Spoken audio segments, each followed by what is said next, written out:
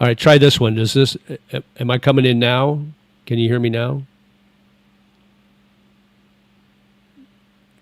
I'll wait for a response.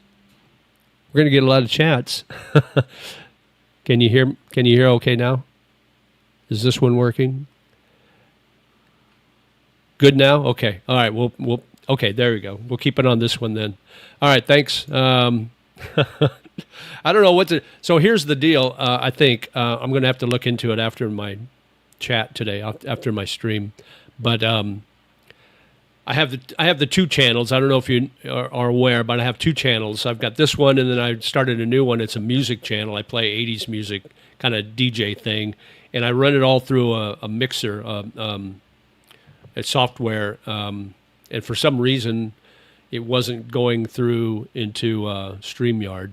So, and it has in the past, because I've been doing this for over a month now. So I don't know why it wasn't working before, but I'm glad it's working now. So we're good to go. So sorry about that. I apologize for the inconvenience. But morning from KL. Good morning, Flynn. How's things in Kuala Lumpur? No sound. Okay, we can skip all these. Hear you now. I can hear you now. Lost you again because I was bouncing all over the place trying to find which one was working. Okay, so we're good. Okay, all right, awesome. So we're good to go. And we didn't lose anybody. That's nice. We gained a few people. So thanks for your patience. I appreciate that. So yeah, so it's nice this morning, but it's supposed to rain this afternoon. And that's kind of how it is in Bangkok during rainy season. It'll be nice, then it'll rain for a couple hours, then it'll be nice again. Rarely doesn't rain all day and all night. Sometimes, but not that often. So, like I think Friday night it rained a little bit. Friday early evening it rained for maybe a couple hours, and then it was okay the rest of the night. Had a nice little lightning show, but yeah, it was all good. So yeah, it'll probably rain this afternoon for a little bit. So if I'm out and about, I'll just duck into a mall or restaurant or pub or something and wait it out. I always take my umbrella. It's right there on my door, so I don't forget it. I usually always take it because you just never know. I mean, it's like sunny now, and if I left now and was out all morning, it may be raining by the time I headed home. So that's how unpredictable rainy season is in Thailand. Jumpcat says, good morning, JJ. Let's start this morning stream correctly. Could you tell me what you and Gio discussed regarding the ping pong shows? What exactly is the ping pong show thing? Thanks, Victor. Okay, Victor. So the ping pong shows, it's a thing in Thailand, in Bangkok. And basically what it is, I think Gio probably described it pretty accurately. Without getting too graphic, it's a stage show where the girl's on the stage and she uses a certain part of her body to shoot ping pong balls out into the crowd or wherever. And some of the places will give you actual ping pong paddles so you can bat the ball back, the ping pong ball back. But yeah, so that's basically what it is. The thing is, there's a place in Soy Cowboy where you can go in, and to me, yes, I've been to one, and it's a little overrated. It's not that big a deal. Actually, it kind of grosses me out. But some guys think it's cool, I guess. But the one in Soy Cowboy is okay. But the ones you want to avoid are the ones in Pat Pong, because what they'll do is they'll bring you in and they'll say, oh, super cheap, 99 cent or 99 baht beers and no cover charge, blah, blah, blah. And they get you in to watch the show. And then when you're ready to leave, they give you your bill. And instead of, 3 beers for 300 baht, it's like 3,000 baht on your bill. And you go, wait a minute, what's this? And they say, oh, it's an entertainment fee. They don't tell you that when you're going in. And then they try to strong arm you with security guys to try to get you to pay. So eventually you're going to pay something. You may be able to negotiate down to a couple of thousand baht, but yeah, so just avoid the ping pong shows in most areas. But the one in Soy Cowboy's pretty up and up. I mean, they're not gonna overcharge you. The key is if you go to these go-go bars, these bars where they have the women dancing on stage, pay as you go. So if you buy a beer, pay it right when you get it. Don't accumulate a bill, because that's when they start adding different charges to you. And because, the drunker you are, the easier it is for them to add some hidden charges so that you don't realize you're paying for until it's too late. So that's my little hack for you guys. It's overrated, but we'll take my friend when he visits me in Bangkok. Not in Patpong, though. Scam there. Yeah, exactly. Overrated. Definitely take your friend there if he hasn't been there before so he can check it off the bucket list. Do you think living overseas makes one not ambitious? I've heard this argument where they are more ambitious in the USA, and I think it's true when I look back in my life, but not sure. Well, what do you mean by not ambitious? Because I'm retired, so, ambitious for someone who's working and ambitious for someone who's retired are two completely different things. So I rarely know what day of the week it is, other than Saturdays when I go golf and Sundays when I have my live stream. Other than that, it's like, what day is it? It's another day in paradise. So with that ambition, there's no ambition to, like, I don't have to get up for work every morning. I don't have to stress my life and all that. So if that's what you're talking about, ambition, yeah, it's less. People are less ambitious here, the retired people. But in regard to just my personal life, so you guys see about 1% or 2% of what I actually do in my entire life here in Thailand or here in Bangkok. I don't share everything I do here with you guys. So there's places I go that you guys will probably never know that I went to, because a lot of times it's like, yeah, I want to go to these places, but I just don't want to take my gear with me and videotape everything I do.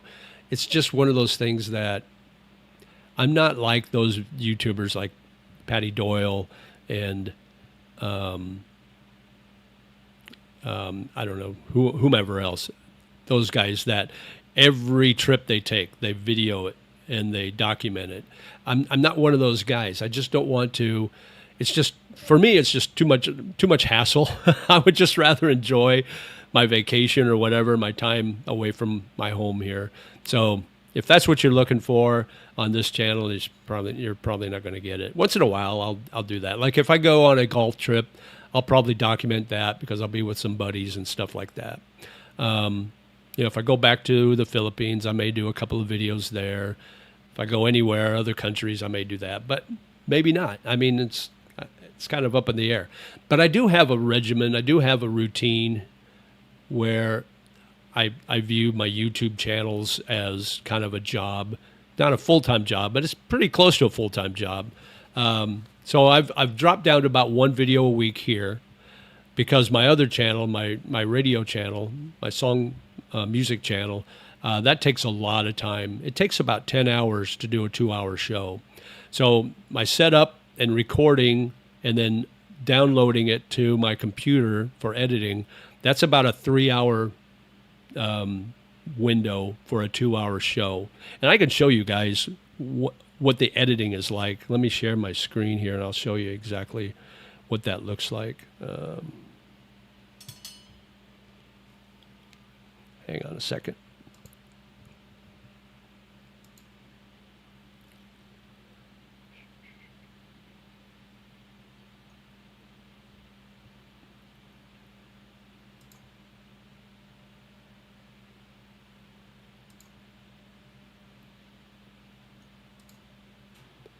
Okay. Let's see.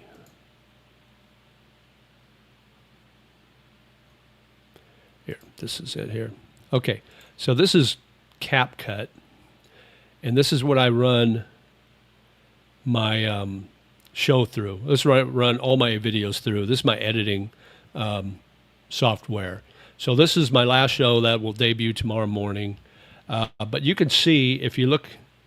Let me make sure that you guys are seeing all this. Yeah, so you see all that on the screen there.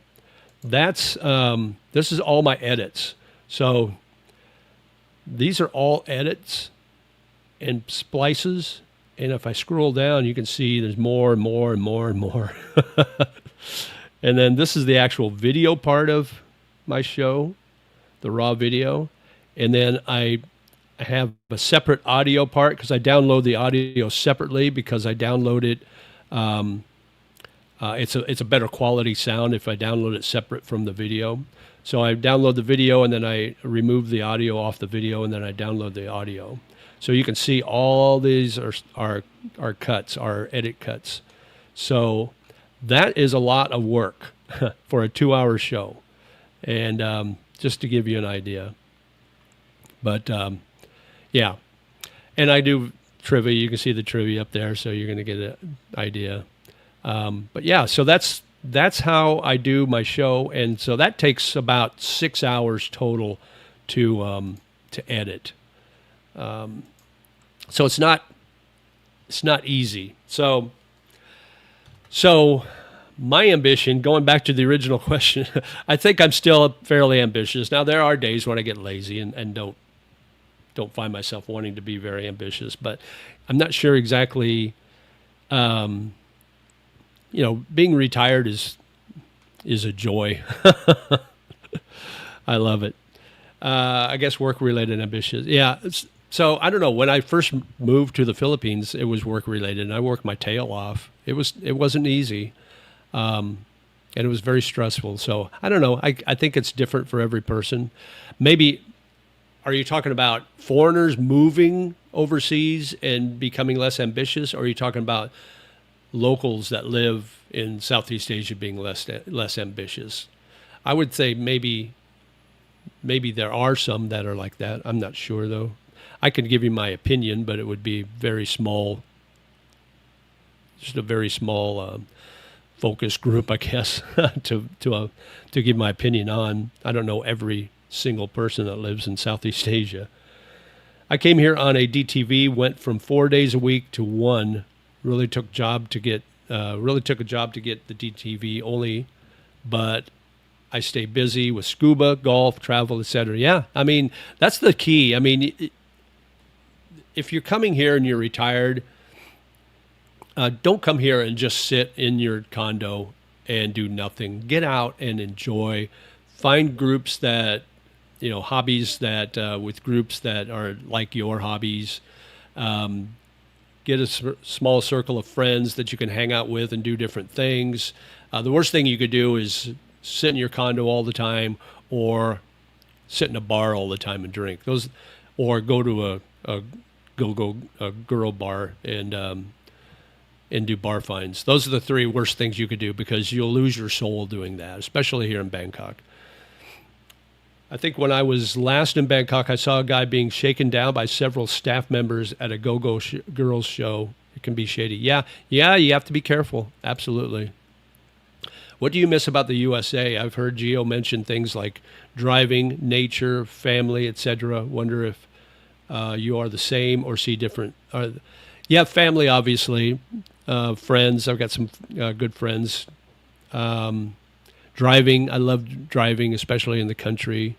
Like if I would drive from one city to another, that was always nice to drive. I had a nice Mazda 6, so it was very comfy to drive. What else? Some of the food places, like I'm from Nebraska, so Runza's, oh my God, life-changing. If you've never had a Runza, you got to go to Nebraska and try a Runza. It's just so incredible. So, yeah, there's some food that I really liked, but and football, American football, like the NFL or college football. Going to those games live is super, super cool. Those are probably the things I miss most. I'm with you. Ambitious. I'm retired. Yeah, exactly. I can choose not to be ambitious if I want. Hey, good morning, Dirt and Grit. Thanks for stopping by this morning. Happy Sunday, everyone, from Kalinga, Luzon. Happy Sunday, Big Al. Glad you can come this morning. Greetings from Hua Hin. How's the weather down in Hua Hin? I need to get back there and get a golf trip in and hang out at the Standard by the outdoor bar and the pool. Right on the beach. I love that. That's one of my favorite chill places to hang in the afternoon during happy hour. But yeah, I like Hawaiian. It's nice and peaceful. It's different than the Philippines, or it's different than Bangkok. It's different than Pattaya. It's a little different vibe, a little more laid back. Good morning from Tagaytay. Hey, good morning, Doug. Thanks for stopping by this morning. Hope things are good in Tagaytay. How's Taal? How's the volcano doing there? Any activity? Want to go to a Lincoln Husker game at least once? Oh, absolutely. It's fantastic. It's a neat experience because the university and the stadium's right downtown. So it's super convenient. You can park downtown and walk to the games. After the game, you walk downtown and go to the bar scenes. If you can't get a ticket, just go into any of the bars. They've all got big screen TVs showing the game. It's quite a spectacle. It's really fun. Even if you're not a fan, it's just fun to experience it. So, yeah, I miss that. That's game day Saturdays I miss in Nebraska. But to be honest with you, I haven't lived in Nebraska forever. I think 93 was the last time I actually lived in Nebraska. I go back to visit, obviously, but not live there. So it's been a while. When you do your trips to Vietnam, Japan, etc., do you pack light or do a check-in? I pack light. I always just do carry-on. Just bring, 5 days of clothes. If you're going to stay there more than a week, there's always laundry places you can go that's super cheap. Drop it off for, hardly anything, couple bucks. So I always travel really light when I go around Southeast Asia. I will get back to Japan and Vietnam. I want to go to Vietnam. I'm planning on it probably in December. I know it's the rainy season there and it's going to be cold, but I like it because it's a change of pace. It feels like the beginning of Christmas season in the Midwest. When you're in November around Thanksgiving and people start thinking about Christmas. And it's kind of chilly and there's a little bit of rain, but you know that the snow is just not far away, just maybe a week or so away before that rain is going to be snow. So the weather is changing, but it feels like Christmas. And that's what I liked about Da Nang, Vietnam in December. It just felt like the beginning of Christmas season. And to be honest with you, Da Nang does a great job with Christmas. It's very Western, but it's more religious. Like the songs, I've mentioned this before, the songs you hear, the Christmas songs you hear at the restaurants and the coffee shops and that, they're more the religious-based Christmas songs, the Christian-based, like, Hark the Herald Angels Sing and Silent Night and Joy to the World and things like that. Not so much the Mariah Carey, All I Want for Christmas Is You stuff, or, Do They Know It's Christmas by Band-Aid. Not so much all that. It's more of the Christian base, which I really like. So it made it feel more like home. So that's why I'll probably go back there in December. That's my plan. I want to go back to Japan. I'll go back next spring probably. So it'll be 7 years since I was in Tokyo the last time. So yeah, it's been a while. The only thing I miss about the fall season, when the trees turn colors and flocks of geese flying south. Yeah, that's cool. Yeah, and the places I live, like in when I lived in Johnson City, Tennessee, and East Tennessee, in the Blue Ridge Mountains, the tree colors changing was so cool. Southern Indiana is really neat. You get the fall trees changing all the colors. That's cool. You don't see that here. They don't ever change colors here, really. In northern states. I've never lived up north. It's just too cold for me there. Nebraska was cold enough. Indiana was cold enough. Colorado was cold enough. for me. In the places I lived. I've lived in 8 different states.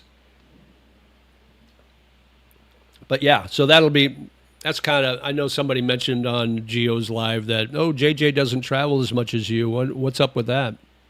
Well, one is he mentioned I was on an education visa, so it was kind of hard to leave to go anywhere when you have class so much. But now I'm on a retirement visa, so I don't have to worry about that. But, there's expenses involved. I had to pay for my retirement visa. That wasn't exactly cheap. I bought a new couch, so that couch is so comfy. I fall asleep on that all the time. So there's some expenses, and then I got some other expenses coming up that you guys don't need to know about. But yeah, I will be traveling again. But like I said, you don't see all of my life. I share my experiences on my channel, but not all my experiences. So some of it I like to keep private. What's your favorite season in the U.S. and Southeast Asia? Well, in the U.S. is probably fall, just because of the football season starting and the air's a little cooler. I do like spring when, you kind of get done with that last snow and the thaw comes and the air's still crisp, but you can feel it getting warmer, like that first day where it hits 70. And it's like, oh, this is nice. I can be outside. I can open up the windows and air the winter must out of my house or whatever. So I do like that. There aren't really seasons. I mean, there are seasons here. Like you got hot season, you got rainy season, basically. But I don't mind the rainy season because it is cooler. It'll start cooling down here next month, and it'll be nice. And the rain's not bad. It doesn't rain constantly, so I don't mind the rainy season because it is a lower season, so not as many tourists. So that's kind of nice. It's easier to get around. You get on the trains, the BTS and the MRT, and then more locals than foreigners. As in the high season, when the foreigners are all over, that's all you see are foreigners on the trains. So I grew up in Finger Lakes region. Okay, cool. Hey, JJ, I'm going to be using the Thai e-visa service for my non-O from America. Would you be comfortable uploading bank statements through this portal if you were doing it? I think so. I mean, the bank statements it's not like they're getting your passwords or anything. So yeah, I don't see any problem with that. As long as the legit agency that are legit e-visa, make sure it's the legit one. Make sure it's not some fake one. Rainy season is best here for the reasons you stated. Yeah, absolutely. Yeah, cooler. The rain doesn't affect you that much, and less foreigners. Here I am being, oh, you foreigners, get off my lawn. I see a lot of YouTubers that have been in Thailand for a while, longer than me, and they don't remember when they first got to Thailand, and they were the guys that they complain about now. So I try to stay humble. It's like everybody's welcome. Just be nice, just be humble. Obey the laws, respect the culture. Don't get drunk and disorderly. Don't be stupid, and everybody will love you.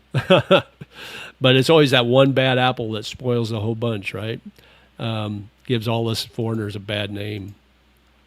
Did you ever do any research into F-bar? Does it affect you? Okay, we talked about this last week. Tell me again what F-bar means. I can't remember. I'm sorry. I'm old. The more videos I see about Cambodia, the more tempting it is to visit there. Think it's the new Philippines. Yeah, it could be because it's cheaper. They use U.S. dollars, so you don't have to exchange your money when you get there if you're coming from the U.S. I don't know. It's the new Philippines, but it's third world. And that's the thing that got me about the Philippines was it's still pretty much third world. So you get there and you start having to deal with one thing after another, and it builds up. And I think that would be the same effect for me to stay long term there. Now, I might visit. I wouldn't have a problem visiting there, but staying there long term, I don't think I would do that. I just don't. I like conveniences, and I just think there wouldn't be enough there for me at least. Do you remember your monthly expenses back in the USA? It's so crazy right now. Okay, so the last place I lived was Tulsa, Oklahoma. I was paying $14.50 a month for rent. Let me see. I don't have. Let me add all this up. See if I can remember. So, $14.50 for rent. I think I was paying about $200 a month for utilities. I was paying, God, what was the Wi-Fi? Wi-Fi was probably $70 maybe. I don't remember. Wi-Fi was $70. I had YouTube TV. That was like $70 a month. What else? Gas. I was probably spending $100 a month on gas, at least. Groceries, probably maybe $600 a month on groceries. Going out to eat and drink, entertainment. Shoot, that's probably. Let's see. Some friends of mine and I would go. We'd have dinner at this seafood place on Mondays. That was probably about with drinks. That was probably $40 or $50. $40 or $50 a time. So probably $200 just for that. Then we go to this Mexican place where they had really good Mexican food and live music outside. We do that once a week. That's probably another $200 a month. What else? What am I missing, guys? What other expenses would there be over there? Just your medicines, ibuprofen. I was never on any medication, so just the basic Tylenol, ibuprofen, allergy medicine, haircuts. That's about $30 a month.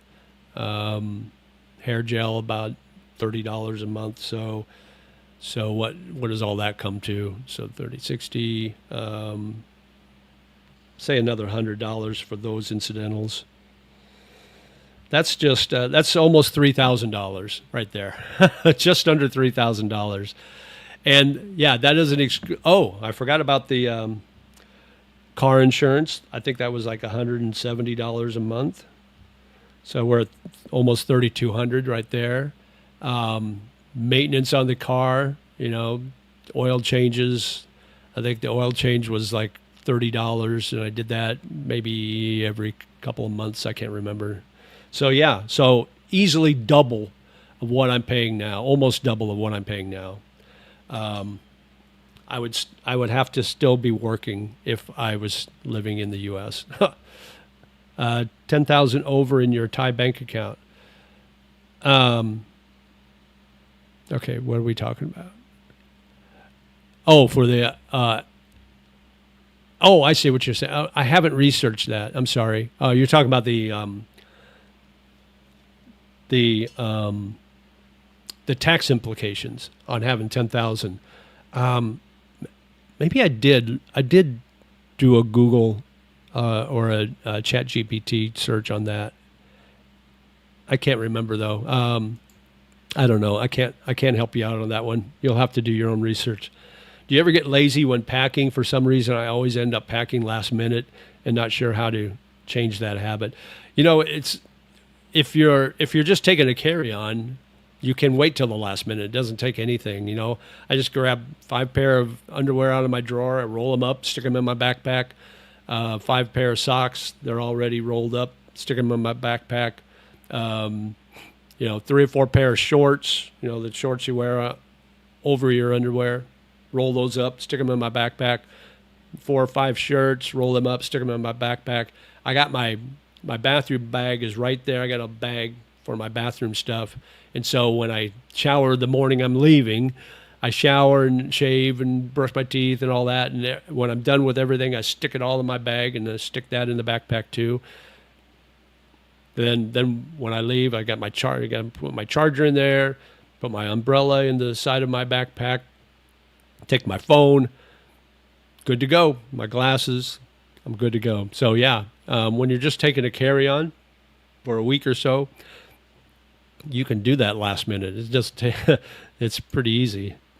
Cambodia is lacking the infrastructure, but a good visit and their long-term visa is super easy, but Thailand is way better overall. Yeah, I've heard their long-term visa or retirement visa is only like $300 a year or something like that. Is that right? That is really cheap, but they have to do that because they don't have the bells and whistles that something like Thailand would have. So they have to be cheaper, otherwise nobody would go there. Car expenses, yeah, absolutely. Tips, healthcare, shopping. Oh, shoot, yeah. Oh, yeah, healthcare. I forgot about that. My health insurance. That was expensive. So yeah, we're probably talking maybe 3 times what my expenses are here. Because I think my health insurance back then was like $250 a month, maybe. So.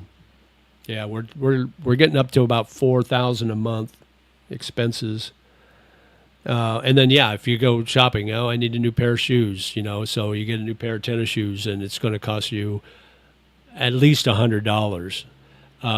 Whereas I got these Thai brand shoes the other day, and it cost me 800 baht, which is $25, not even $25. And they're really nice. Oh, they feel so good when I'm walking. So the Thai brand shoes, and you can go to these like MBK or Platinum Mall. They have the knockoff brands, so you can get knockoff shirts, you can get knockoff shorts, shoes, socks, whatever, and it's going to cost you next to nothing. I get 3 pair of socks for like 100 baht, like $3, so like $1 a pair of socks. So. But you do that in the U.S., it's going to cost you a lot more. So over $100 for a pair of shoes. If you're buying a shirt, it's probably going to cost $40, $50. A pair of jeans is, you almost have to take a second mortgage out on your house to pay for jeans in the U.S. anymore. It's ridiculous. I could never afford living back in the States on my Social Security. Yeah, I mean, I would still be working till I was 70 or longer. I had to pay $200 a month just for parking spot in the U.S. condo. Oh my gosh, yeah, that's nuts. I came to the Philippines with just a backpack. My theme song is Amarillo by Morning. Amarillo by morning, up from San Antonio. Everything that I got is just what I got on. Yeah, I love that song. A little George Strait for you on Super Q. Hey, JJ, traveling Indo-Malaysia to avoid Da Nang's heat and crowds. People in Vietnam keep messaging me about it. Back in Da Nang in September. Yeah, absolutely. It gets super hot there in Da Nang this time of year. But yeah, maybe if you're there in December, Victor, I'll look you up, man. Let me know. All right, guys, what else is on your mind? So let me talk a little bit about Ekamai. So Ekamai is 2 stops up or down, I guess.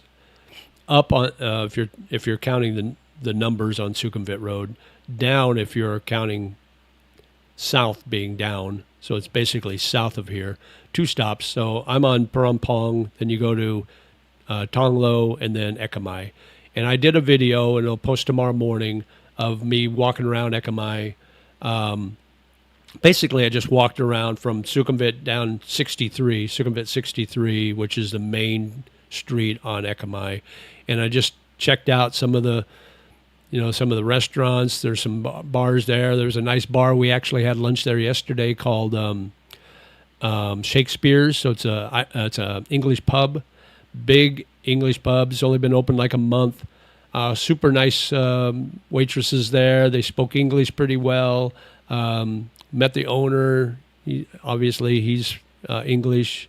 He seemed like a cool dude. The food was pretty good.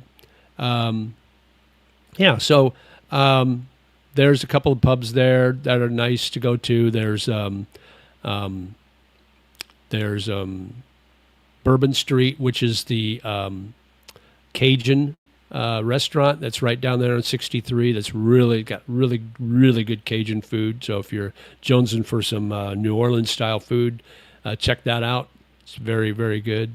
And then there's good condos there too. I looked at like 5 of them. I came back to my condo here and I got online on Foswaz and checked out like 4 or 5 condos, different price ranges, and showed you the pictures. So that'll be on that video that posts tomorrow. Unless you're a member. If you're a member, then you get to see it now. I always post my videos first on the membership page.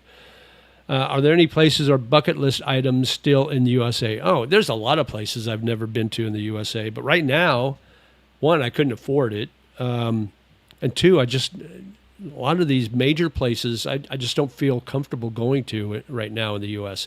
I just don't feel it's safe. So I'll just wait, you know. It's been sunny in Hawaiian, heavenly low season. Yeah, I love the low season. My rent in San Diego is $3,000 a month. That amount pays for 11 months in Southeast Asia. Absolutely, that's nuts. People don't believe I live in Bangkok for under $1,800 a month. Don't go out a lot, but having a great life. Absolutely, you don't have to hit the bars every night to enjoy life in Bangkok. It's not just about bars.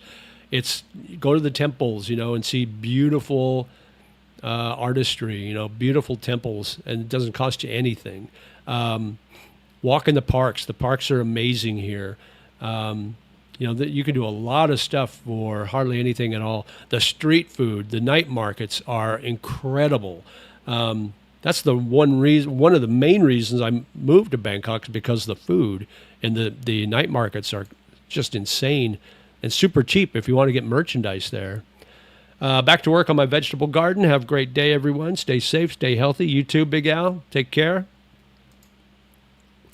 Not sure if you're into credit card game. Been wanting a travel card, Capital One Venture, but can't get approved. Wonder if you have any thoughts on credit cards and travel. I have 3 credit cards. One of them I rarely use. I will put a little bit of expense on it and then pay it off right away. That's my emergency. That's the one that's got the high limit on it. So that's if I had to go back to the U.S., I could use that card to get back. My other 2, I only really use to pay for trips. Like if I travel and I need to get airline tickets or hotel expenses, I'll pay using my credit card, and then at the end of the month, I'll pay that off. I'll pay the credit card off. So my travel expenses doesn't come out of my Bangkok money that I bring over here every month. But yeah, I don't know as far as your credit cards and travel. That's really all I use my credit cards for. My everyday expenses and monthly expenses here in Bangkok, that's the money I transfer over from my U.S. bank account, from my Social Security money. I transfer 65,000 baht a month over to my Thai bank account. And that's kind of my budget. I kind of want to stay in that budget. So I haven't had to transfer any more money yet in the months I've lived here. So I've never spent more than that budget. Excluding the travel and the hotels, but that's off my credit card. That's not off my Thai bank money. So I always try to stay within that budget if possible. I think that's like 2,000 US dollars, something like that. Let's see, 65, 13. Yeah, about 2,000, a little less than $2,000. So that's a pretty good budget for me. CC Point game is confusing for this old man. I just do cash reward cards, yeah. Did you have a moment while in Southeast Asia where you knew you would stay here long term? Yes, as soon as I moved to the Philippines. As soon as the company that hired me to move to Asia, to open up their Asia market. That's when I knew I was staying. I hadn't even, I've been traveling to the Philippines in Southeast Asia since 2015, but I hadn't lived there, but I knew I wanted to. So as soon as they hired me, I knew I was never coming back. Once I got there, I was never coming back. Or at least I was going to try to never come back.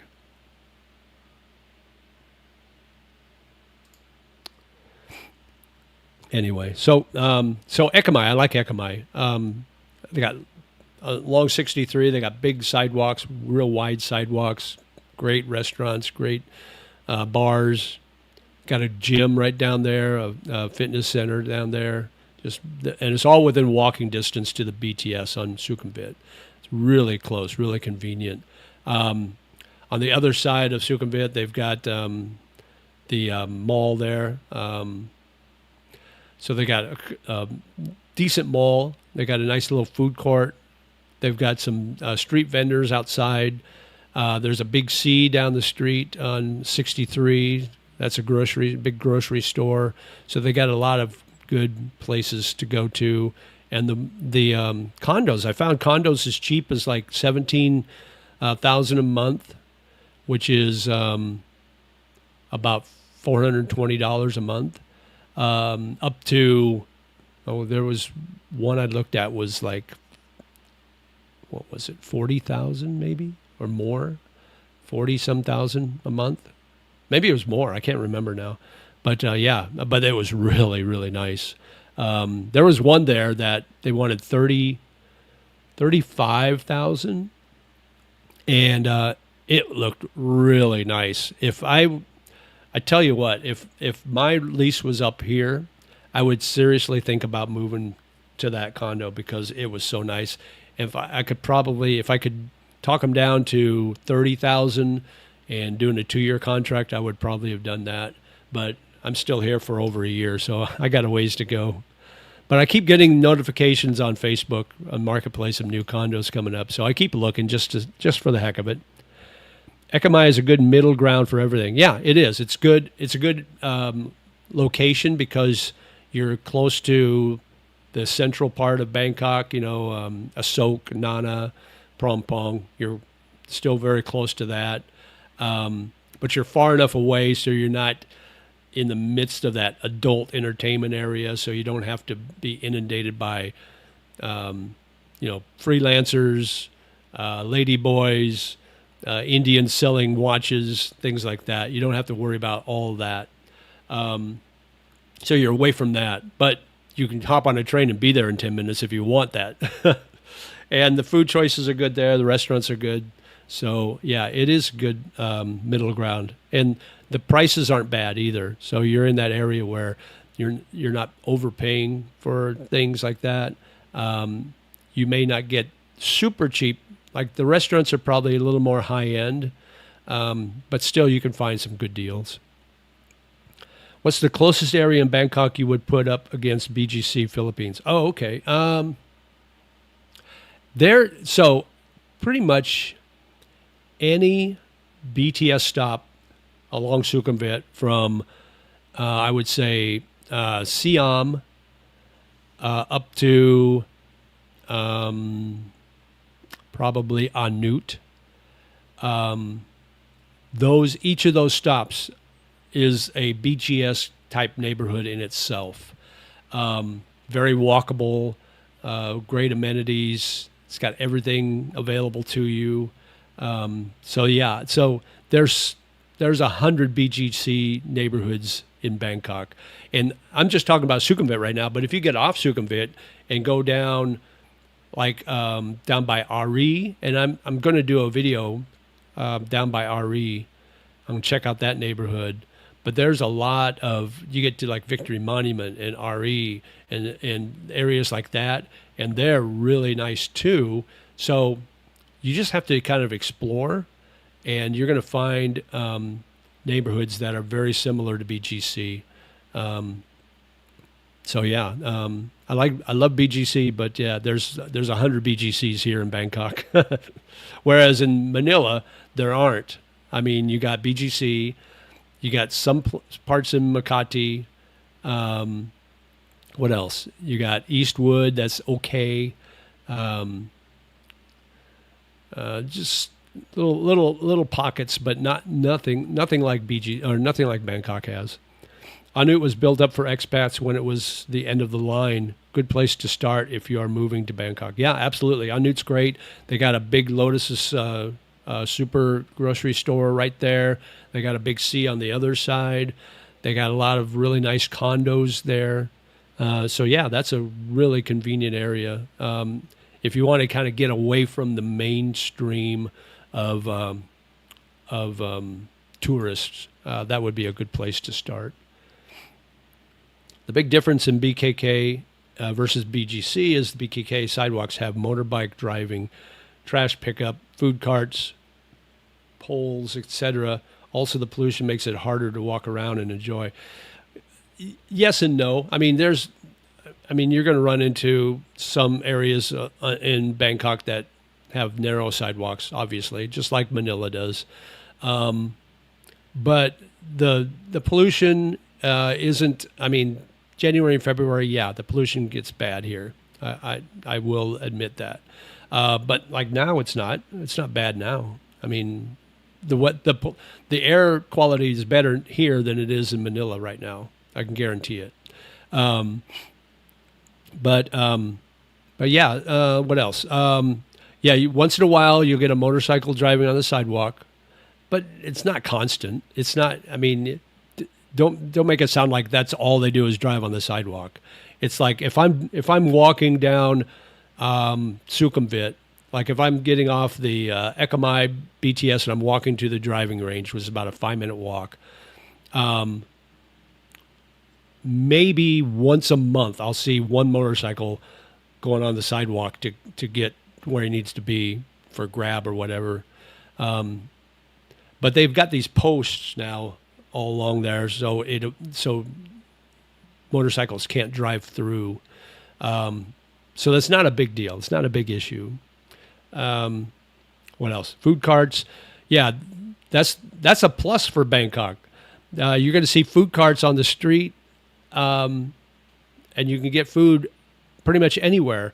Where in BGC you can't. You never see food carts. And I wouldn't eat the street food in Manila or Philippines anyway. So yeah, that's a plus. But yeah, BGC is beautiful. They got big sidewalks, really nice sidewalks, nice Western restaurants. All the franchise restaurants are there. So if you're into that, if you're into the fast foods, they got it all there. So yeah, they do have a lot of amenities. That's why I lived there for almost 3 years. What do you think of Ratchaturi area? When we visit Bangkok, we find very easy to travel. Yeah, Ratchaturi is where Platinum Mall is, where you can get some really good knockoff items, merchandise. And there's some street food there, street vendors along the way. Along the way there too. So yeah, I like Ratchaturi. I'll go there every once in a while. But again, like, you guys don't know that I do travel a lot around Bangkok. You guys don't realize that because I don't videotape everywhere I go. Because sometimes I think it's just boring. Anything you miss about living outside the main area of Bangkok in your old condo? Yeah, when I first moved here, I lived for a year in Samut Prakan, and it was very local. There was hardly any foreigners there. I was like one of maybe just a handful of foreigners that I would ever see there. I tell you what I miss. There's some local restaurants around the corner from my condo that had really good Thai food, and it was a family owned. So the dad cooked, the mom checked you out, the daughters would serve you, and the son would clear the tables. So that was kind of their routine. But the food was really good and super cheap. So I do miss that. There's an old couple, husband and wife couple that had a... There's street vendors right outside my condo. There's probably 4 or 5 of them every day there. And there's this one old couple that fried chicken, deep fried chicken. And it was the best chicken I've ever had. It was so good. 20 baht for a piece of chicken. So I would go maybe 2, maybe sometimes 3 times a week. I would go and get their chicken. So those are the things I miss. The amenities at my condo were really, really nice. The co-working space, but they're nice here too. So that's an even trade-off. But those are probably the things I miss the most, and probably I miss the fact that I'm not running into a lot of foreigners all the time there like I do here. Here, this street here is like it's all foreigners. You hardly ever see locals. Yeah, I got you. But anyway, I hope I answered that question for you. Let's see.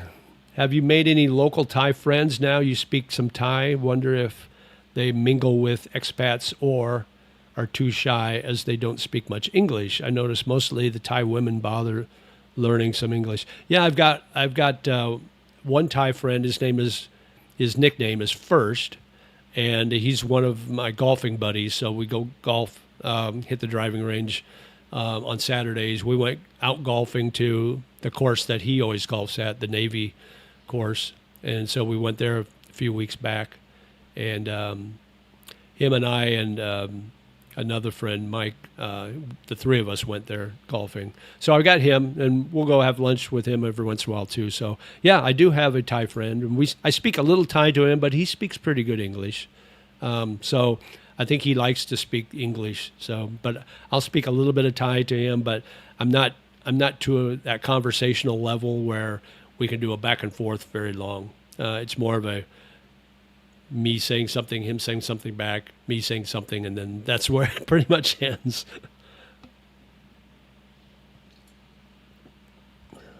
Let's see. We're almost up to an hour, guys. I don't know how long I'll go. I'm going to meet a couple of friends for lunch today after this live stream.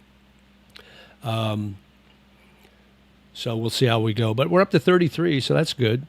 Make sure you guys hit the like button, that thumbs up. That really helps. That helps more than anything. If you can do that, guys, I would appreciate that. If you haven't yet. Another thing is, if you think you're a subscriber, check, because I've been reading about YouTube canceling subscriptions automatically. So, and I've noticed that on my channel. So check to see if you're subscribed. If you aren't, please do so. That would really make me feel good too. My little selfish way. If I can get to 18,000 subscribers, that would be pretty awesome if I can do that anytime soon. I'm getting close. I'm about 80 away from 18,000. But it's like I'll gain 2 and I'll lose 1. I'll gain 2 and I'll lose 1. So I don't know what's going on. I think part of the problem is a lot of the people that were just viewing my channel for Philippines content are unsubscribing because I don't post a lot of Philippines content anymore. It's mostly all Thailand. Which accent is easier to understand for you, Philippines or Thai English speakers? You know, it's funny you bring that up because I was watching a YouTube video the other day, and it was somebody was interviewing a couple of Filipinas, and their English is so odd. It's just almost annoying. And I know I'm probably going to get a lot of backlash for saying that. But if you listen to a Filipino, yeah, their English is good for the most part, but it's just their accent is so different, and it's just odd. Now, Thai girls, same way. I mean, Thai is like, sometimes it's really hard to understand them because their accent is so thick, but it's so much different. I don't know what the Philippines accent is. It's hard to explain, but I don't think there's one over the other that's easier. Maybe I guess Filipinos, you can understand them more, but sometimes you can't. Especially the men. It seems like the men, and maybe Thai is the same way. The men may be a little lazier as far as learning Thai or learning English, because sometimes it's really hard to understand Filipinos. But I don't know. It's been a while since I've been back there, so I don't know. Maybe I'm just forgetting.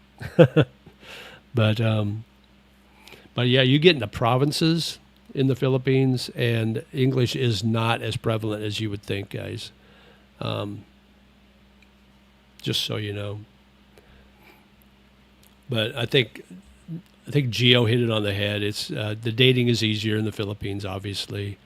They're quicker to become your girlfriend. So if you're looking for a relationship and you want to get into a relationship quick, Philippines is the best way to go.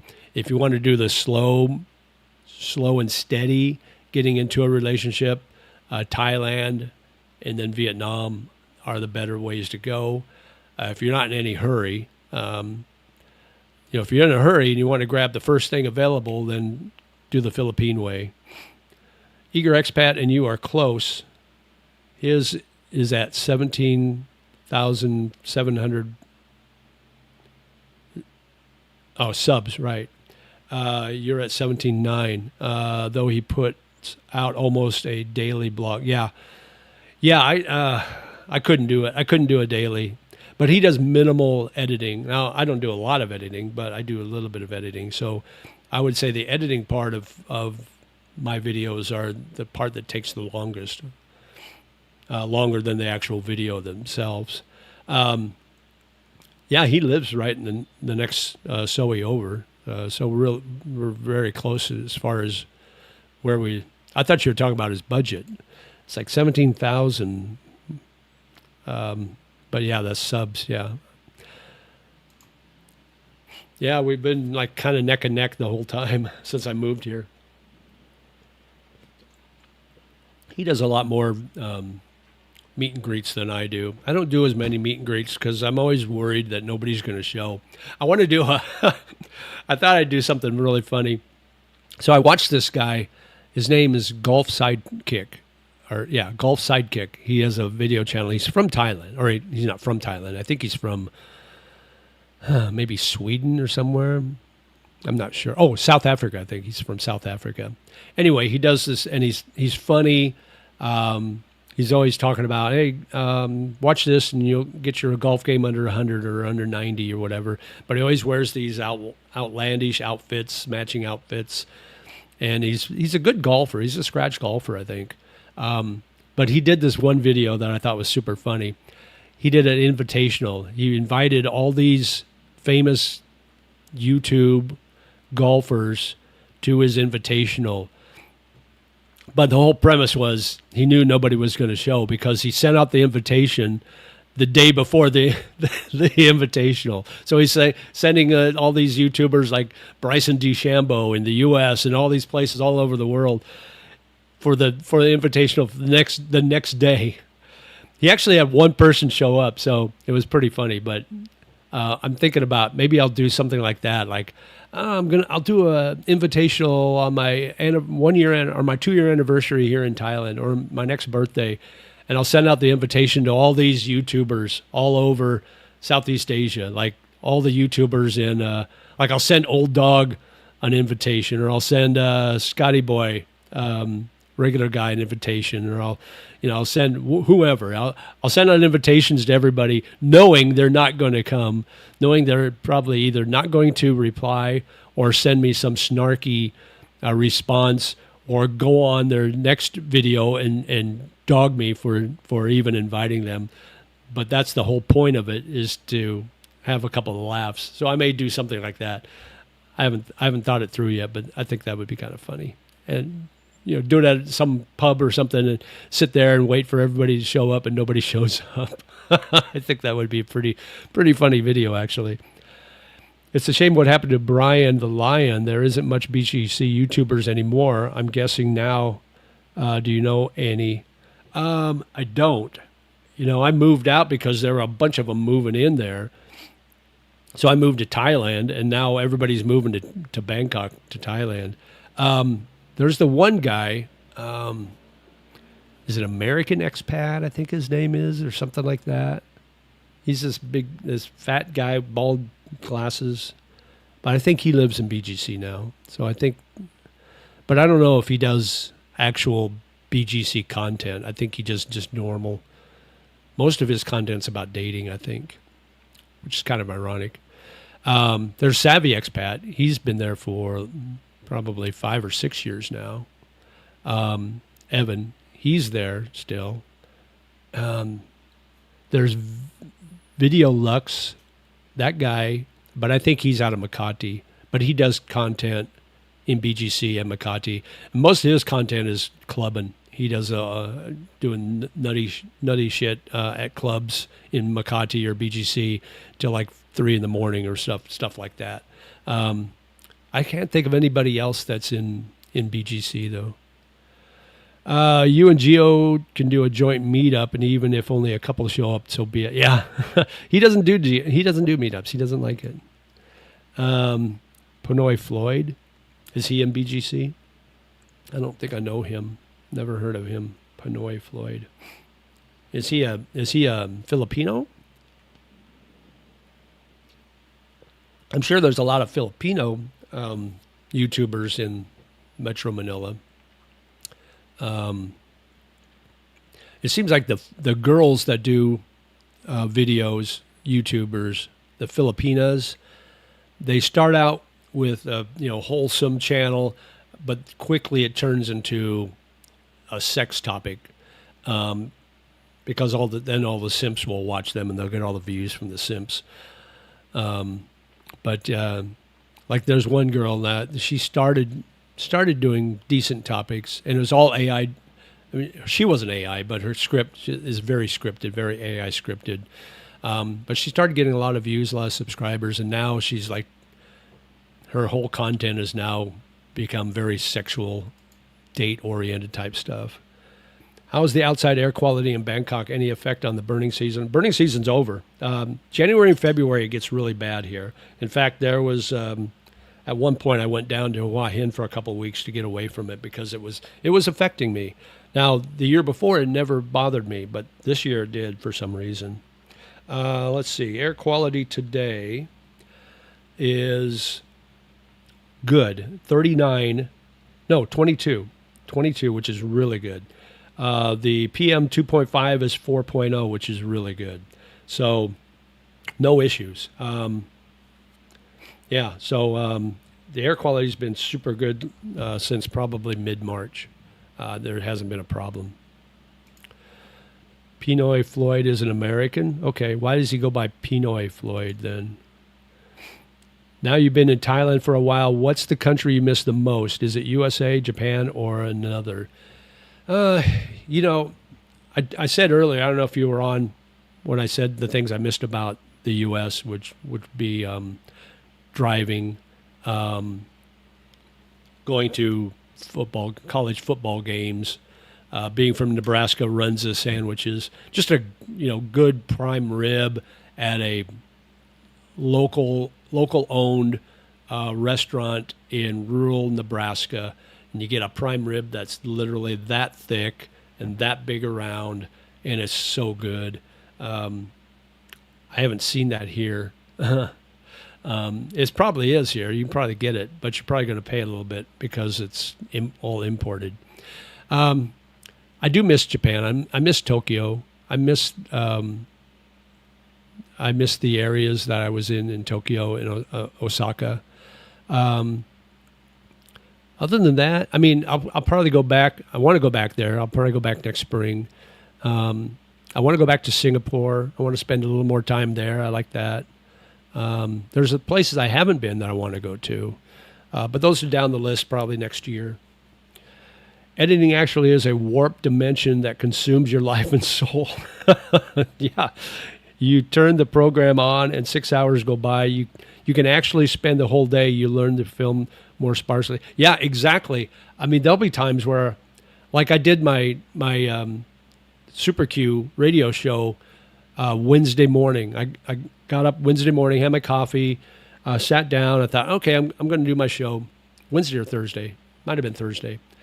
Sat down like at 9 a.m., set everything up, recorded my show. 3 hours later, everything was done and downloaded. I thought, you know what? I'm going to go ahead and start editing. So I uploaded everything to CapCut Pro, started doing the editing. I showed you what it looks like. When was it? 8 o'clock, I got done. 8 o'clock that night, I got done with all the editing and uploading it to YouTube. So that, well, okay, so let me back up a little bit. 8 o'clock was when I got everything done, uploaded to YouTube, checked to make sure I wasn't going to get demonetized or blocked in certain countries because of the music, and then scheduled the video to premiere, which would be tomorrow morning, Thailand time. So 11 hours total. I think I skipped. I don't think I ate. It reminds me of my son when he was younger and he'd play video games, and he'd be on that console for hours and hours, and he wouldn't eat. It's like, dude, shut the damn video game off.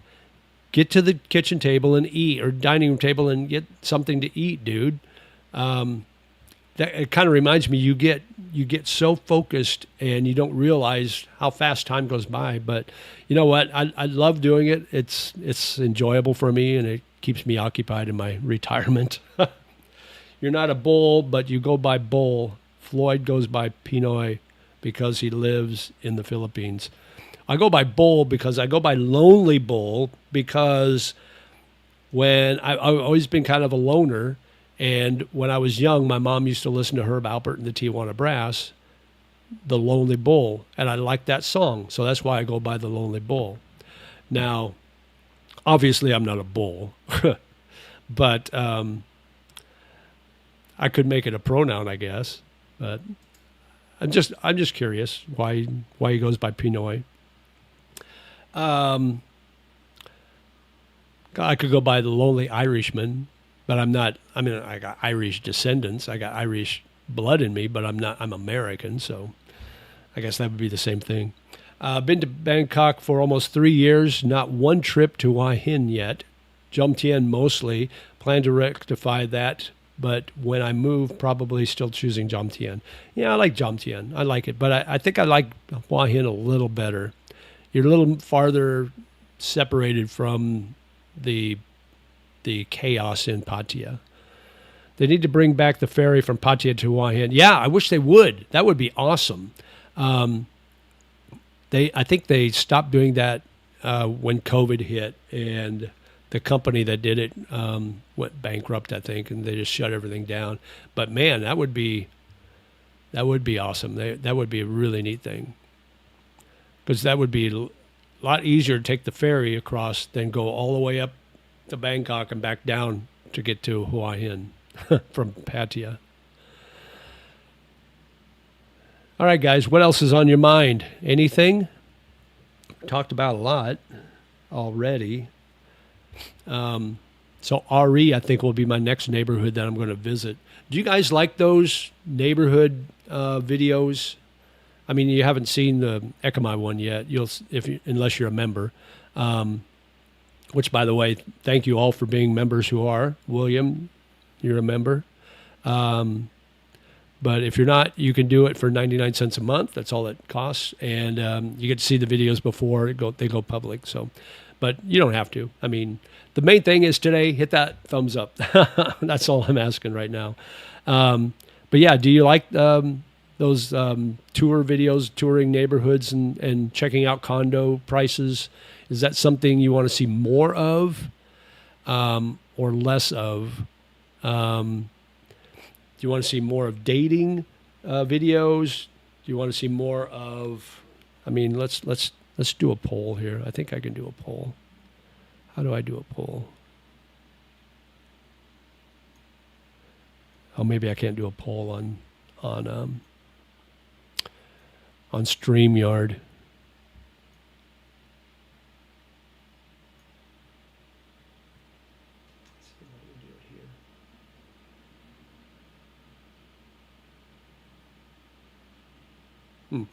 Oh, well, we'll get back to that. Do you have a top 5 YouTuber you like to watch? Wonder if it's other expats or other topics entirely. I like to watch, I watch Cal once in a while. I don't have one that I watch religiously. I watch Geo's, Cal, Patty Doyle. I watch once in a while if I'm feeling in the Discovery Channel mode, because his videos are like super well produced. He does these travel videos, and it's like watching the Discovery Channel. or National Geographic or something. Yeah, so I don't have one or two in particular that I watch religiously. It's just whatever comes up. I will watch like my Nebraska Cornhusker football. I watch a couple of those guys like Husker Online or a couple of those other channels. I'll watch those just to see how is recruiting going for the Nebraska football team. How's the Nebraska football team looking? Things like that. So, but yeah, there's nobody in particular that I watch, I would say religiously. Just if something comes up in my recommendations, I'll click on it. Yeah, and then there's others like more political videos or YouTubers that I'll watch on occasion, but just whatever trips my trigger that day. Hey, good morning, Dave. Dave in Florida, thanks for coming on board this evening for you. I enjoy seeing Bangkok through others' eyes, things I might not see myself. Yeah, I do too. Videos are the expense or dating in Bangkok versus BGC. Oh, videos are the expense or dating in Bangkok versus BGC. Oh, I see what you're saying. That's what you want to see more of. Expense videos, dating in Bangkok versus BGC. Okay. Didn't even know there was a planetarium in Ekamai till a month ago. Oh, wow. I didn't know that either until just now. I was this many years old until when I found out there was a planetarium in Ekamai. In years and months, how long have you lived in the Philippines and how long in Thailand? Okay, so I moved to the Philippines in March of 2022. Hang on, guys. I think I got to sneeze. So March of 2022. So March, April, May, June, July, August, September, October. So March of 2022. So 2023, 2024. So 2 years and 8 months I lived in BGC in the Philippines. And then I moved here to Bangkok, into Thailand in October 2024. So 2025, so October, November, December, January, March. So almost a year and 10 months here in Thailand. So it's going on 2 years, guys. Time flies. Do dating costs in Bangkok? Oh, do dating costs of Bangkok versus BGC would be good. Okay. The cost of dating in Bangkok versus BGC. Okay. I'll put that on the list. There's a way to do it. Hang on a second, guys. Let me look here. There's a way to do a poll, but I think you got to do it right off YouTube.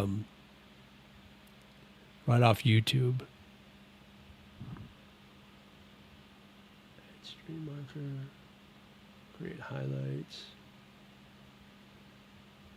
insert ads. Boy, I wish I knew.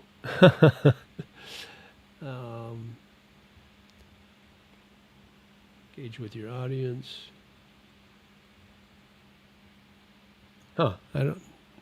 I see people do it all the time during their streams, but I don't know how to do it. So I'm not smart enough. Oh, well. You guys just have to tell me. Hi from Queens, New York. I have Bangkok set as one of my cities for weather on my phone. Every other day I'm seeing torrential rain warning in the city. What is it like this time of year? No, it's not that bad. It rains a couple hours a day. Some days it doesn't rain. So rainy season really isn't that big a deal. Now, I believe August is the heaviest month for rain. So it'll be a little more prevalent, I guess, the rain will be. But no, it rains a couple hours in the afternoon and early evening, and then it's done. So just bring your umbrella with you wherever you go, and stay away from the flooding areas if you can.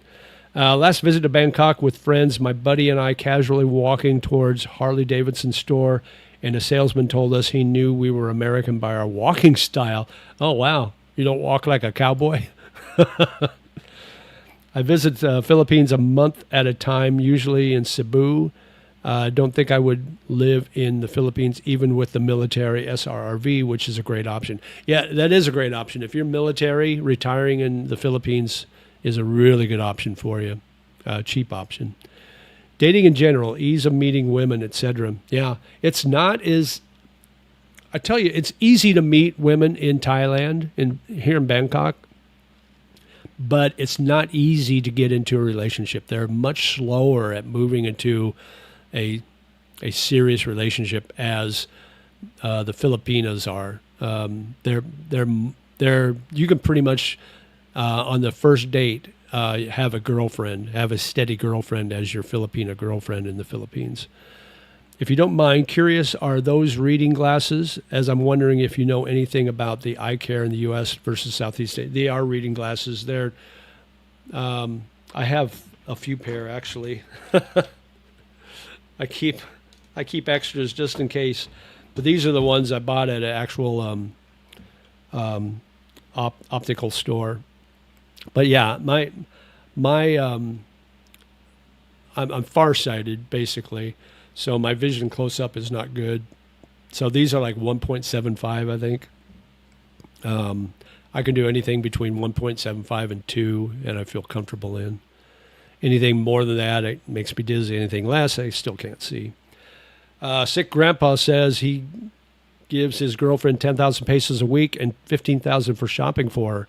Oh, so basically he hired her to be his girlfriend. Is that what he's saying? Because that's what he's doing. And then she's probably living in his condo, so she's not paying rent. She's not paying for food.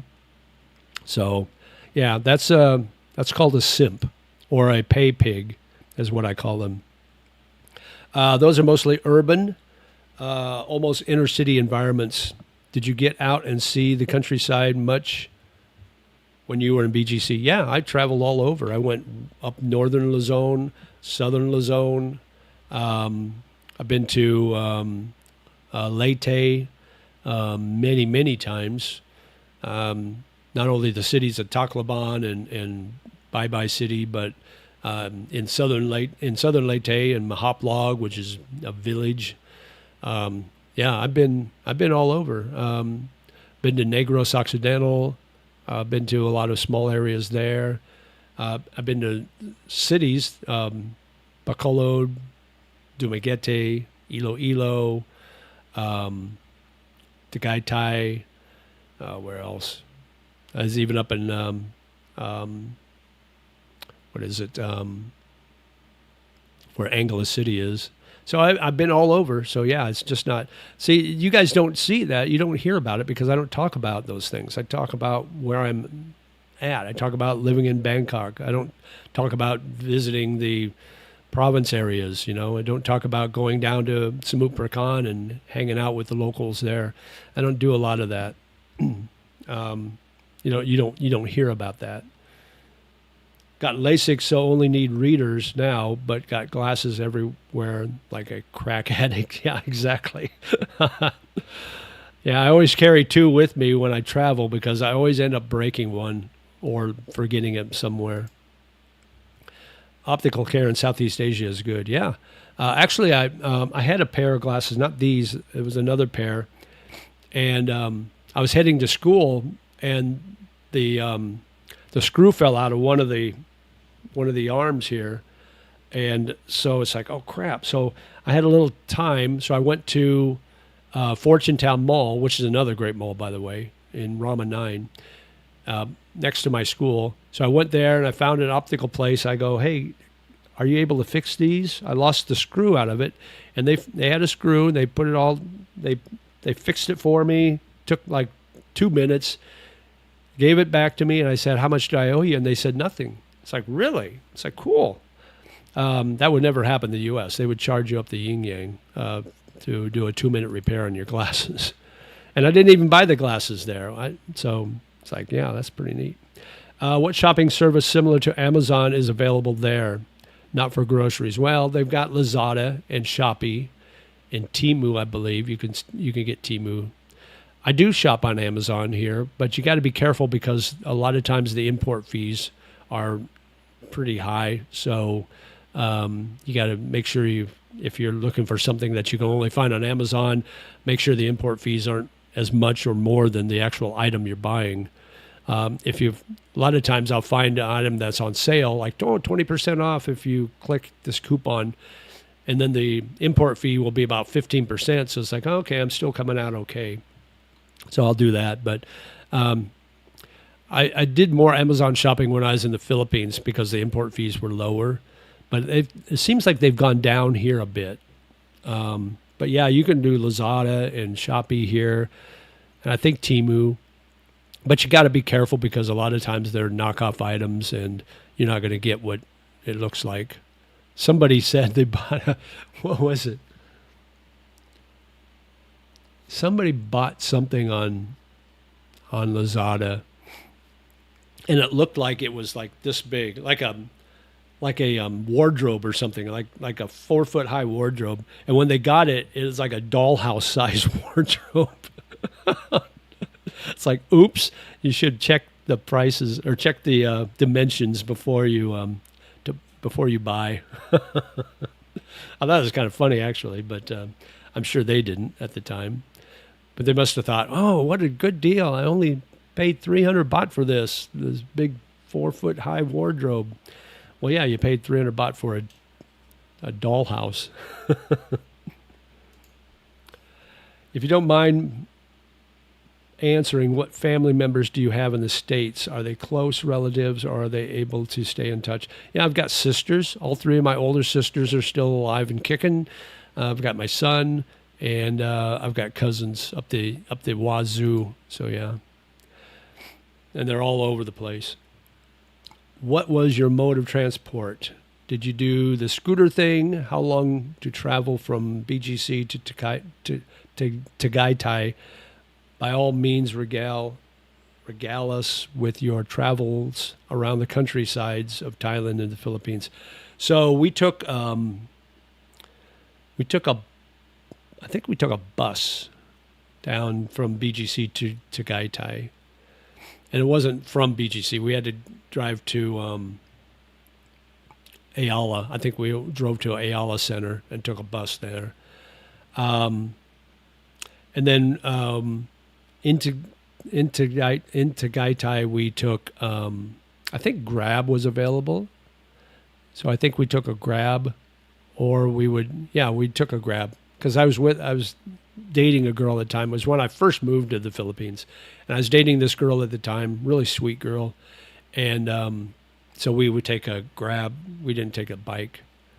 We go down to, I can't remember the name of it, the park, People's Park, I think it's called. We went down there. She'd never been on a horse before. They were doing a little horsey ride, so we got her a horsey ride. We went to I don't know if it's like an amusement park type thing. So we rode the Ferris wheel, and I did the what do you call that? The zip line. Did the zip line. That was fun.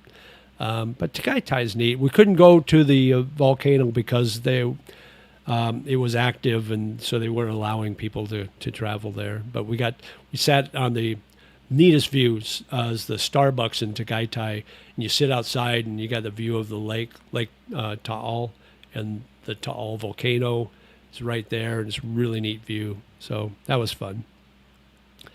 Let's see. Lazada is owned by Alibaba. Okay. Yeah. But anyway, I order a lot of things off Lazada. I order my vitamins off of there. It's a lot cheaper. I haven't died yet, so it's okay. I ordered some shoes, which I wasn't real pleased with. I ordered 2 pair of shoes. One I still use once in a while, and the other ones were way too small for me. So I'll give them away. But yeah, you can find some pretty decent deals on Lazada and Shopee. I mostly use Lazada though. Let's see, we're at exactly an hour and a half in, guys. So we'll keep going a little bit longer. We've got 34 on, so as long as the chat is active, that'll give me something to talk about. so I don't have to think of topics. So what do you guys do for, if you're retired, what do you do for, to keep you occupied? So I've got my routine in the morning. I get up and have my coffee. I'll do my workout, which isn't excessive, guys. I'm old. What can I say? Come back here, have my creatine protein shake, and take my vitamins. Check my YouTube accounts and answer any comments I need to. Then I'll go on YouTube while I'm having my third cup of coffee. I'll watch some YouTube channels that I like. And then I'll just start figuring out what I want to do for my next videos. Start,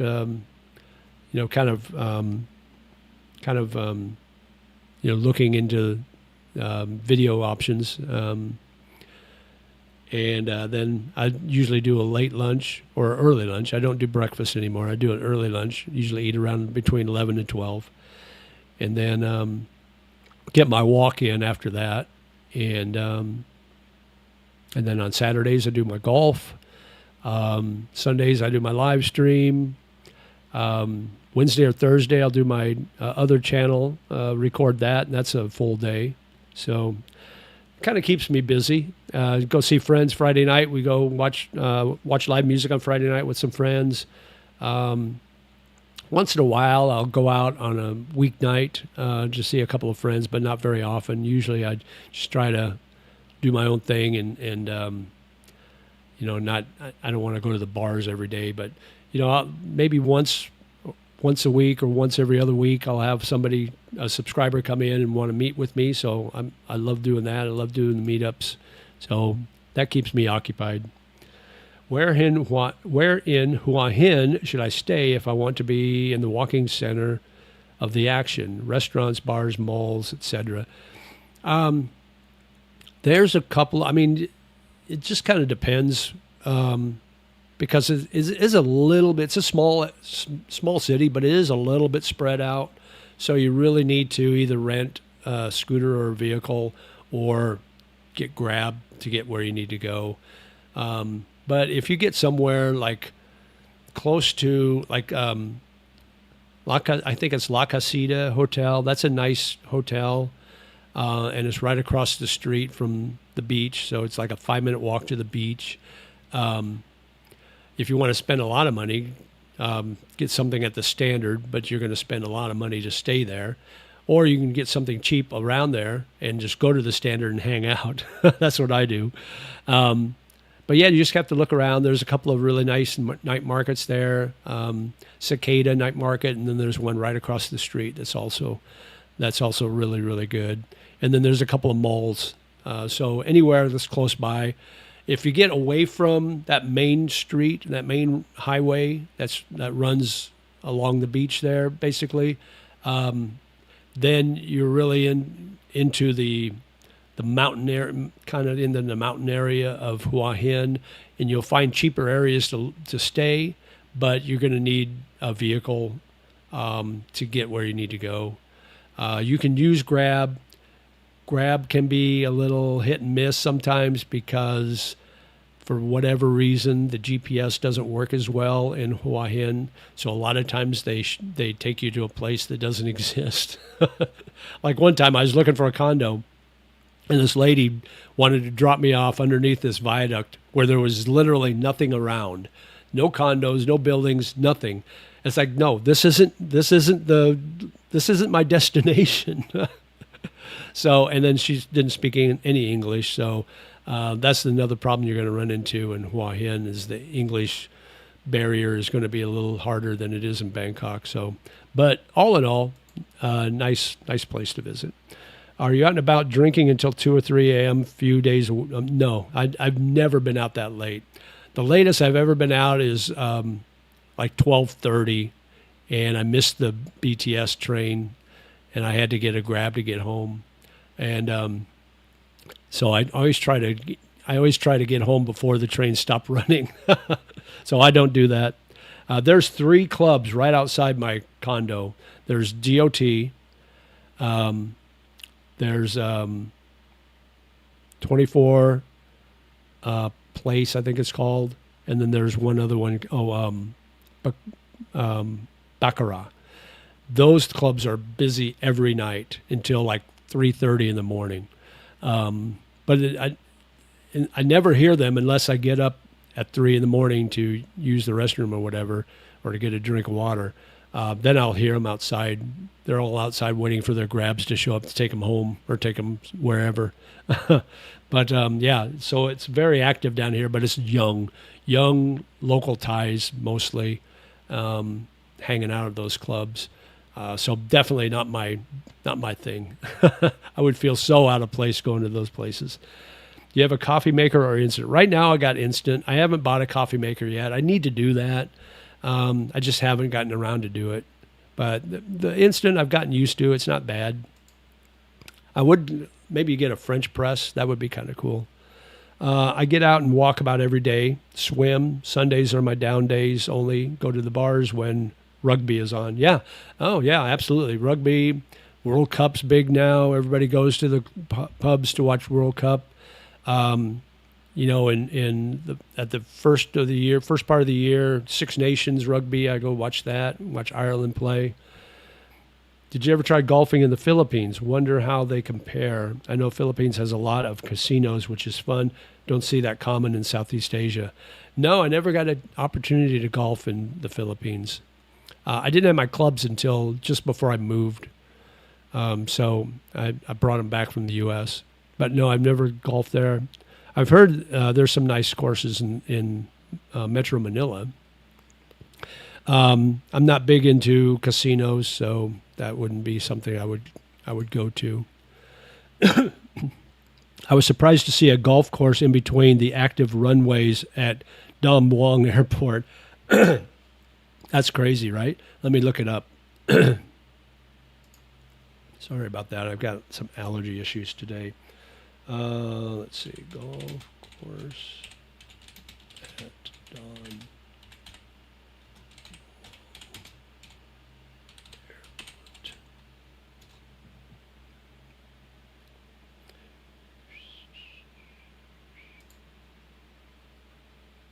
Let's see what it looks like. There's a driving range. Oh yeah, is that a golf course? Oh yeah, it is. It's Kentarat Golf Course. I think it's not a 18 hole though. I don't believe. Let's see. What does it say?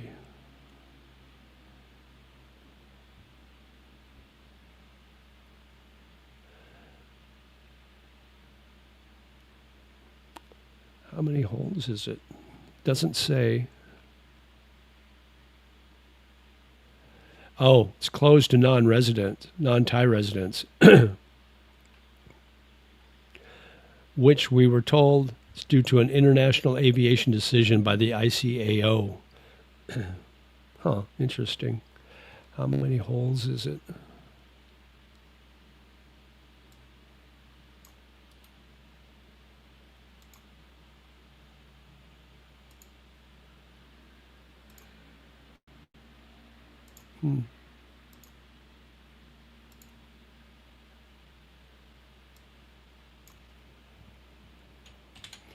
All right. How many holes is Kentarat Golf Course? Oh, it is 18 holes. It's all like really long though. It's weird. Anyway. There you go. Riveting information there, isn't it? Let's see. We aren't far from each other yet. Never met in person. I also go to O'Shea's a few times. Well, you got my email address right down there. That's the best way to get a hold of me. If you want to meet for a lunch or breakfast at O'Shea's or a brew or two, shoot me an email, Stoic Expat. I'd love to meet up with you. Hua Hin is great. There's no language barrier. Just point and learn some Thai. People don't plan. They expect the world to speak English. The cost of living difference is 30 to 40%. Yeah, absolutely. It's a lot cheaper there. Yeah, I mean, yeah, obviously you want to learn Thai. That's why I went and took 8 months of Thai language courses to try. But that doesn't make it easy. There's always that level of difficulty, so you always have to deal with that. But golf carts and lights to tell them to stop while planes are active. Oh, that's funny. That's wild. That would be a tourist attraction, but it doesn't sound like tourists can go there. Learning Thai is smart. Yeah, absolutely. I've tried. I will be taking, starting next month, I will be taking some conversational Thai, doing some private tutoring so I can keep active and keep practicing. I try to practice when I'm out. Like if I'm at a restaurant or a bar or something, I'll try to order in Thai if possible. And you don't have to speak full sentences either. Just tell them what you want, you know. Like if I want cold water, I can say nam pla yen nakap. Or if you want ice in your water, you can say nam keng, or whatever, or just get the normal ones out of the way, the hellos and thank yous and that. Any tips you would give the pre-Thai lesson version of yourself? Wondering if it's worth learning myself, even though I don't think I'll get the visa. Well, it's kind of fun to be with your friends and speak Thai to the waitress, and they look at you like, oh, show off, So that's kind of fun. But I will tell you that if you speak Thai to a Thai person, like if you're, say if you can speak Thai to a tuk-tuk driver, or if you're at a night market and you want to ask how much an item is, or you want to negotiate, if you can speak Thai, then they think you actually live there. So they're going to be more apt to be a little more willing to negotiate a price, lot dai mai, than you would if you didn't speak any Thai. They would think, oh, you're just a tourist and you're trying to rip me off, so I'm not going to give in. So so that would be the reasons why when I didn't speak any Thai before, it would be like, oh, I need to speak some more Thai. And they appreciate it. Thai people appreciate you putting forth an effort. Even if you don't do well, they may laugh at you, but it's all in good jest. It's La Len, I think it's La Len, I think it's called, is like joking. La Len is like, I'm just joking. So they're not seriously laughing at you, maybe. But yeah, if you're putting forth the effort, they appreciate that, and, walk up to, if you're in a street market somewhere and you're looking at items, you can ask them how much. You can say tao rai, and if they give you a certain number, if you want to negotiate, then you can say lot dai mai, which is any discount. So you can do something like that, but obviously be respectful and be nice, and they'll appreciate that. So that would be the reasons why, if I didn't know any Thai, I would take Thai because of that. Anyway, good question, though, reasoners. Okay, what else? About a quarter till the hour. So we'll go to the top of the hour if things are still buzzing along like I think they will. But appreciate you all coming on board this morning.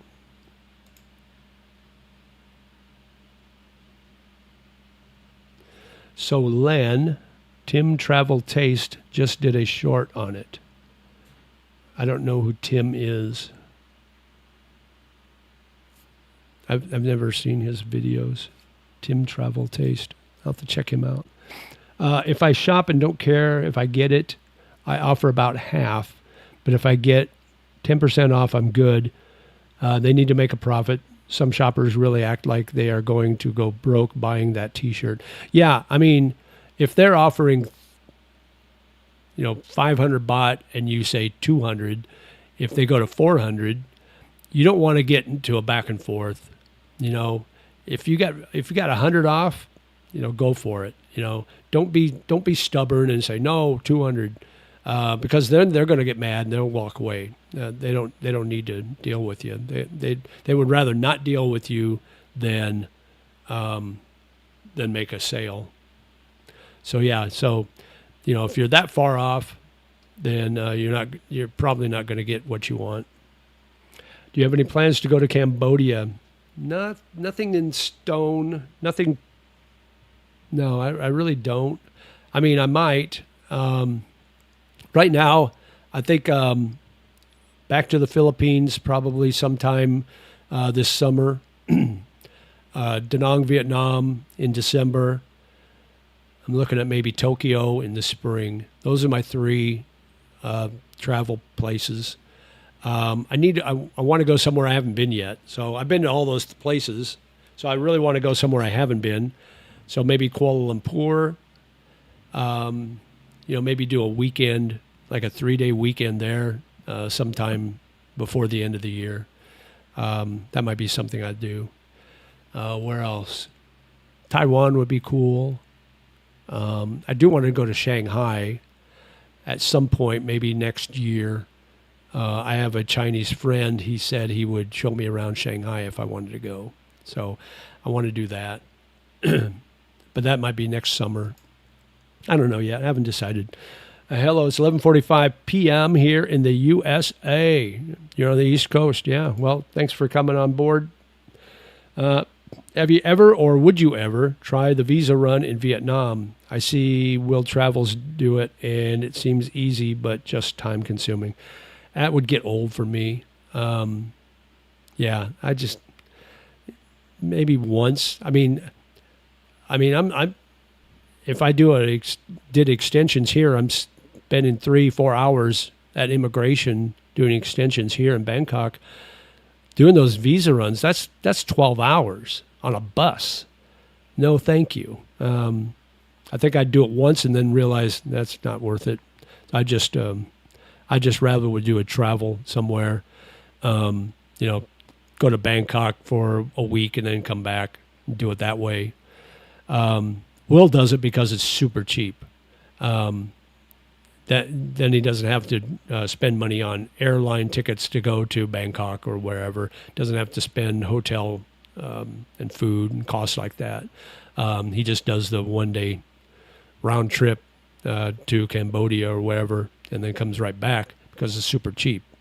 But that's just too much for me on a bus. I'm too old to sit on a bus for 6 hours and then get off for 40 minutes and get back on for 6 more hours. Does Lao appeal to you at all? No, not really. Now, Lao women are beautiful, and you can meet them here. There's a lot of women. There's a lot of Lao women that come to Thailand and Bangkok to work. So meeting them is pretty easy. So that you don't need to go to Lao to meet Lao women. Thought Angkor Wat was going to be overrated. It's not. It's amazing. Oh, okay. So I've heard both. I've heard it is overrated, and I've heard it's amazing. So, yeah, that would be something I would go to see, Angkor Wat. That would be kind of cool. It reminds me. So I used to play Civilization 4 video on my computer back whenever that first came out, long time ago, and Angkor Wat was one of the wonders you could build in that simulation game. So that's why it's like, oh, I would like to see that in person. That would be kind of cool. KL is really a good city to visit. That's what I heard. I heard it's really neat, and I heard the food is really good, and they speak English. So that's a plus too. Just asking for a friend, is it easy to obtain a Viagra prescription there? Don't really need a urologist visit. I don't know. I don't know if you can. I don't know how you would get a prescription. I'm sure you can get it pretty easy. Just I don't think you can buy it over the counter. Maybe you can. Somebody on chat might know. But, I mean, it's probably pretty easy to get a doctor's prescription for it. You can buy it down on the street. I don't know if I would trust it, though, but you can. You can just go down on Lower Sukhumvit and buy it easily if you want to take your chances. Try the train from Bangkok to Hua Hin or Surat or any of those little cities. Yeah, I think taking a train ride would be kind of fun. I think that would be neat. Or even Malaysia. Yeah, you can take the train now from Bangkok to Kuala Lumpur, I think. They've got a train, but it's a long, long trip. But you get those sleeper cars. That would be kind of fun. I went to Laos several times. The women aren't close to Thai women, just nicer. Yeah, but they're still beautiful. I dated, when I first time I came to Thailand, I dated a girl from Laos. She was cuter than a button. Oh, she was gorgeous. And we dated for a little while. But yeah, you can definitely find some beautiful women all over Southeast Asia. Myanmar girls are amazing. Do you ever get sad leaving countries? Curious which and why, if so. Like, I got really sad leaving Vietnam and the USA, of course, my home country. I think when I left the U.S., it was the excitement of going to Southeast Asia, going to the Philippines and moving there kind of outweighed any sadness I had of leaving my country. Every time I leave Bangkok, I miss it. I do miss that. So, Viagra over the counter, okay. Good morning, JJ. I think you would like Kuala Lumpur. I just got back from spending a week there. $50 a night for a one-bedroom in a high-end condo in a prime location near TRX and Pavilion Malls. Oh, nice. $50 a night. That's good. You can't get that in the U.S. now. You can't even stay in a red roof for $50 a night. 16 hours to Malaysia, Kuala Lumpur on a train. Wow, that's a long trip. All I ask is the woman be better looking than me. That is all of them. Yeah, I suppose. Hey, Billy Carter, hi. Thanks for watching. If you had to give any advice to your past self who was in the USA, what would it be? Get my divorce earlier or not marry at all. And then with that, start saving money after your divorce because you're not having to spend it all the time. So I get out of debt earlier and then retire earlier and move over here earlier. So do everything quicker. That would be my advice.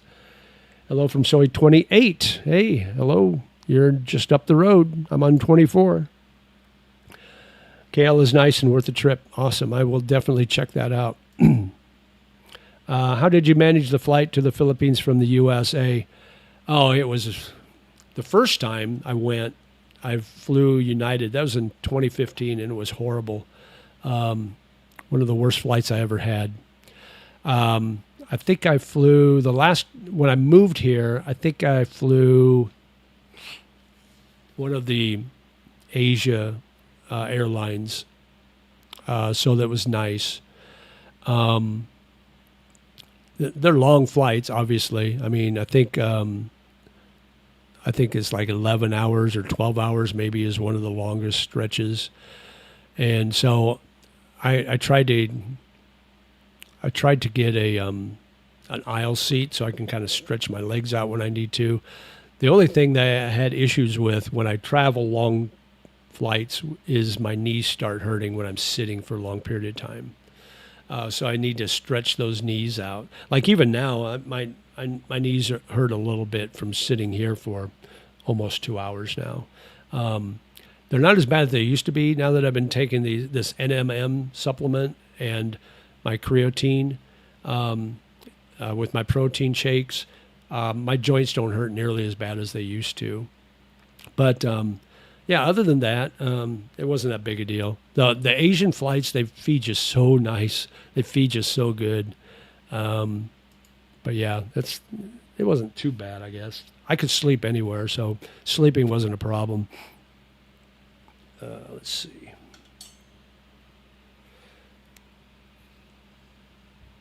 I was going to visit the temples at Tahia last month, but it was so hot I could not do it. Yeah, last month was really hot. It's supposed to cool off a little bit this week. Do you still get any or manage any documents in the USA, or do you do all your credit cards, banking, ID docs, etc., overseas? So I've got a home address. My cousin's address is what I use for my home address. All my U.S. bank cards and my credit cards are all tied to that address. So everything goes there. So if I get a new credit card, it goes there, and my cousins just screenshot it or take a picture of the front and back, and then I put it on my e-wallet. I think that's what you're asking, right? All my documents go there if I have any. But I mean, I'm debt free, so I don't have any, nobody sends me bills or anything. I don't have any bills. I've got my phone bill, but that's mobile, so I just pay that online. That's really it. I mean, everything else is done here. JJ, thanks for the Sunday morning show. Look forward to it. Good group. Yeah, thank you, Billy, and appreciate you. Make sure you guys hit that thumbs up. I would appreciate that. Traveling mailbox is a great service for that. Yeah, absolutely. Traveling mailbox is good. Where do you get your NMN supplement? I always wonder about the quality buying any supplements here. I get that online. I use Lazada, and there's several that, and I get the one that has the best reviews and the most sales. I use that one. And it's not that expensive, actually. Might have to try that. Seems kind of pricey, though. Also, would be worried what the banks, government think, especially if it matches others. Yeah, so that's why I use my cousin's address, because that's his house. And so I don't use a traveling mailbox. And if I need to have him send those credit cards to me, I can do that, but and that's just a one-time cost. Otherwise, if you got a traveling mailbox, I think it's a monthly expense, and then you got to pay for shipping if you want anything shipped to you. And I just want to avoid as much expense in the U.S. as possible. Asian airlines are great. American Airlines in general suck. Yeah, exactly. You get nothing. Everything is extra. They survive because of points. Yeah. United Airlines was horrible when my flight in 2015 was really bad. If you have a reliable family member, they can do the same thing, but I trust traveling mailbox over my nephew. Yeah, my cousin, I trust him. He's like my brother, so I trust him with everything. He would never, he's one of the most honest guys I know. He would never do anything. I got friends here that I trust that are honest if I needed anything from them, so... All right, guys, about a minute till the top of the hour. We're just going to probably wrap things up here, even though we still have 34 on, which is good for me. I know that would be a disappointment for Geo, but he's got, let's see, he's got like 6 times the number of subscribers I have. So his channel is huge. I should have started my channel during COVID, but I wasn't thinking. I would have been, I've been way ahead of the game by then. Which was the best nature you viewed in all of Asia? Was it the Da Nang Beach? Yeah, the Da Nang Beach is beautiful. I would say probably Taal Lake and Taal Volcano in Tagaytay is right up there. The rice fields in Negros Occidental, and the volcano there, Can Leon volcano there, and northern Luzon, the rice fields in northern Luzon are beautiful. Those would be the tops. But But Danang Beach is beautiful. I like Danang Beach. So, yeah, that would be it. Something about those tiered rice fields in the Philippines is pretty cool. Good day, JJ. Good day, Dave. Have a great day. Chiang Mai is very nice when out in the country. Yeah, I like Chiang Mai. I like that area. That's really cool, too. So, guys, all right, we're going to wrap it up, guys. Thank you so much for joining me today. I really appreciate it. Before you leave, hit that thumbs up if you can. And if you haven't subscribed, please do so. That would be, I would be much in gratitude for doing that. If I can get to 18,000 this month, maybe that would be really cool. Or by the end of next month, that would be awesome. So, all right. So that's it. Have yourself a great one. Until next week, we'll talk to you later. And have a good one. Sabay, sabay. Bye-bye.